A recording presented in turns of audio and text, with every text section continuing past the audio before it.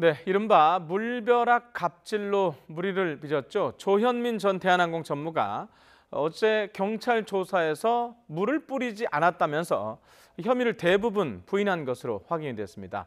취재기자 연결해서 자세히 들어보도록 하겠습니다. 박석영 기자. 네, 사회부입니다. 자, 지금 질문이 여러 개인데요. 차근차근 하나씩 들어보도록 하겠습니다. 우선 조현민 전무 경찰 진술 내용부터 정리를 해주시죠. 네, 조 전 전무는 적극적으로 의사 표현을 하며 경찰 조사에서 혐의를 대부분 부인했습니다. 먼저 종이컵을 밀쳤을 뿐 물을 뿌리지는 않았다고 진술했는데요. 이 자리에 앉아 손등으로 종이컵을 밀쳤는데 안에 있던 음료수가 튀어서 피해자들이 맞았다는 겁니다. 당시 회의가 중단된 것에 대해서는 자신이 총괄 책임자이며 본인의 업무이기 때문에 업무 방해가 아니라고 설명했습니다.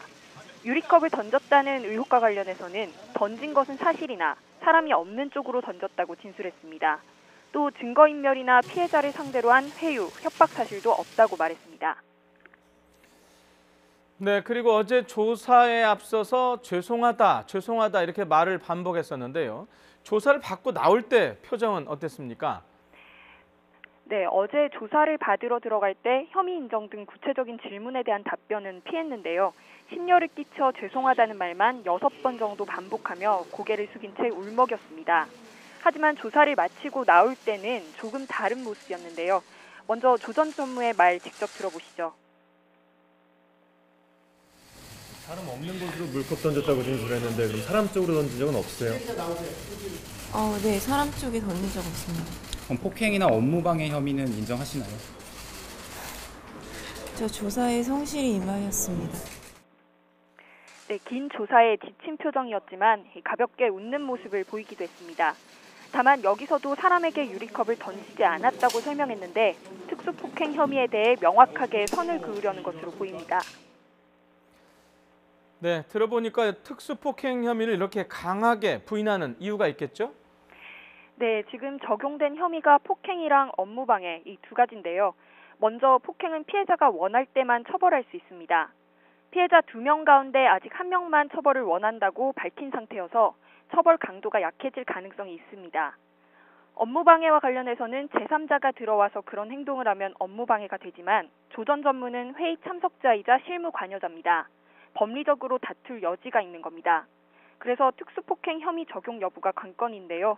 특수폭행은 피해자가 처벌을 원치 않아도 혐의가 인정되면 처벌이 됩니다.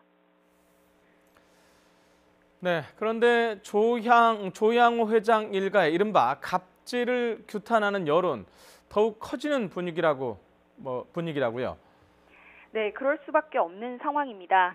한진 일가 3세들 갑질 논란은 오래전부터 계속 이어져 왔는데요. 조양호 회장의 장녀 조현아 사장은 유례없는 항로 변경인 땅콩 회항으로 오명을 썼고 장남 조원태 사장 역시 뺑소니 폭행 논란을 빚었습니다. 조 회장도 회사 돈으로 자택 공사를 했다는 의혹으로 지난해 경찰 출석하기도 했고 가족들이 밀수했다는 의혹도 제기된 상태입니다. 여기다 부인 이명희 이루재단 이사장 갑질 폭행에 관한 조사도 경찰이 내사에 들어갔습니다. 경찰은 일부 피해자를 상대로 이명희 이사장을 처벌해달라는 진술을 확보했다고 밝혔는데요. 언론 보도나 대한항공 제보방을 통해 알려진 피해 사례를 수집하고 있습니다. 처벌 의사를 밝힌다는 진술이 나온 만큼 조만간 내사가 수사로 전환될 가능성이 있습니다. 경찰은 피해자들을 상대로 회유 작업을 벌였다고 알려진 이 이사장 측 관계자도 접촉하고 있습니다. 자, 총수일가 퇴진하라 이런 퇴진 운동도 이어지고 있다고요. 네, 오늘 아침에 대한항공 승무원과 정비 인력으로 구성된 대한항공 일반 노동조합은 본사 앞에서 집회를 열었는데요. 내일은 조합원들이 대거 참석해서 정식 집회도 열 예정입니다. SNS에서 모인 대한항공 직원연대도 이번 주 금요일 서울 광화문에서 대규모 촛불 집회를 열겠다고 밝혔고요.